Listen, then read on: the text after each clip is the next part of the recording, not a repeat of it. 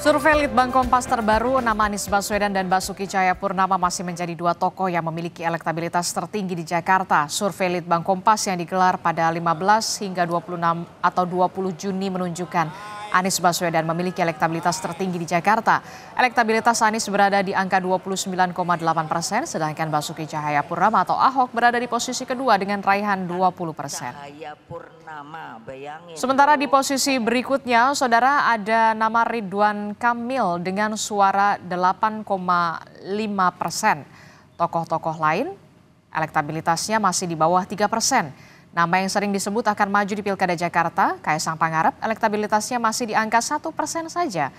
Tim dari Litbang Kompas menilai pengaruh dua mantan gubernur Jakarta masih kuat di masyarakat Jakarta. Namun peluang kandidat lain di luar dua nama tersebut masih terbuka. Bahwa Anies Baswedan dan Basuki Cahayapurnama ini cukup kuat gitu ya elektabilitasnya. Namun kalau kita lihat sebenarnya kan dihitung berdasarkan yang tidak mengarahkan suara ke dua sosok ini kan sebenarnya masih ada sekitar 50% gitu ya. Dan itu sebenarnya yang menjadi celah bahwa masih ada peluang atau alternatif tokoh lain yang mungkin bisa maju sebagai calon gubernur di Jakarta. Pemilih di Jakarta lebih rasional dibandingkan dengan daerah lain. Rasionalitas itu bisa diperlihatkan dari persetujuan responden terhadap latar belakang calon kepala daerah. 81% responden mendukung calon yang pernah menjabat sebagai kepala daerah. 73,3% setuju kepala daerah pernah menjabat menteri atau jabatan setingkat menteri. Lebih dari 70% setuju latar belakang calon dari suku Jawa atau Betawi. Ada 65,3% setuju calon kepala daerah dari generasi muda.